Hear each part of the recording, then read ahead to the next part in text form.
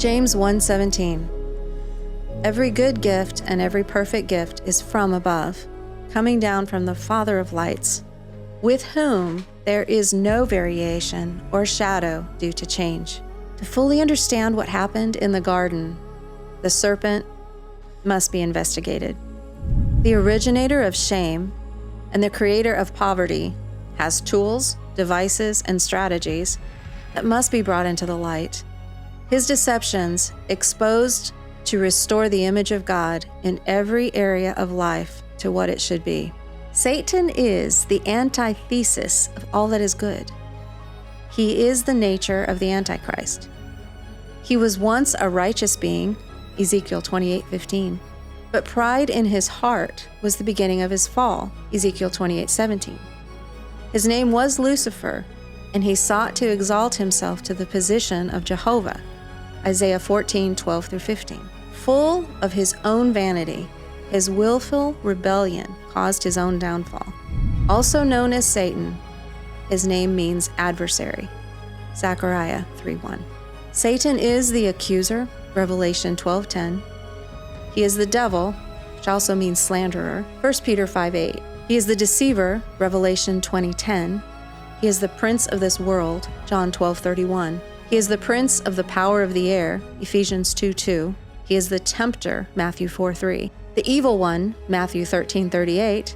And the god of this age, 2 Corinthians 4:4. He is called the dragon, Revelation 12:7. A murderer, a liar, John 8:44. And the destroyer, Revelation 9:11. He is a mouthful of everything that is false and cruel. God had made himself fully known to Adam and Eve in splendor and majesty and goodness. An Antichrist being subtly entered paradise in the form of a serpent. He was cunning and crafty, identified in Genesis 3, and he waited for his prey. When Eve approached, the serpent asked, "Did God really say you must not eat from the tree in the garden?" This was his first false narrative. The first time God was questioned. The tree of the knowledge of good and evil was forbidden. It's not just Eve's response that is telling. The question itself was a crisis. To question something is to doubt something while it's being puzzled out. The moment doubt is introduced, faith ceases.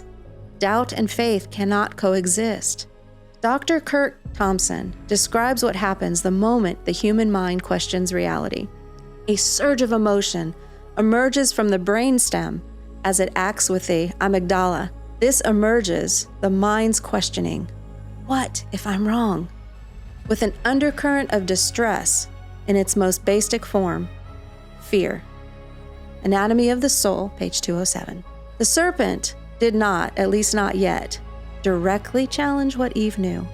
The subtle twist of truth invited Eve to puzzle it out on her own.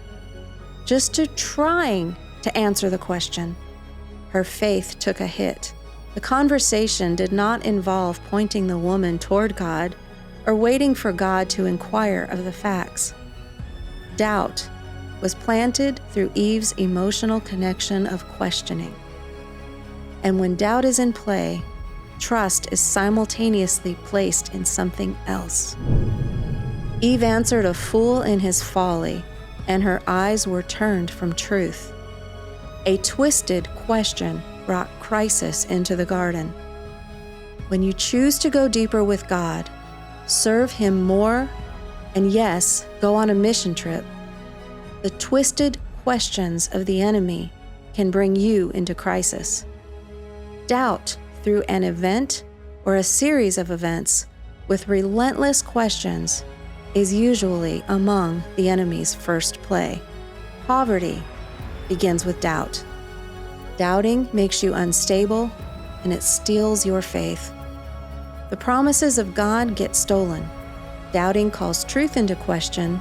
Uncertainty and lack of conviction falters your steps and steals your purpose.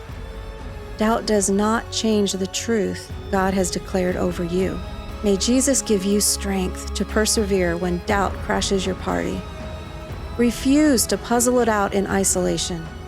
Plant your feet with faith and bear the image of the Lord Jesus Christ in the place God is calling you to serve right now.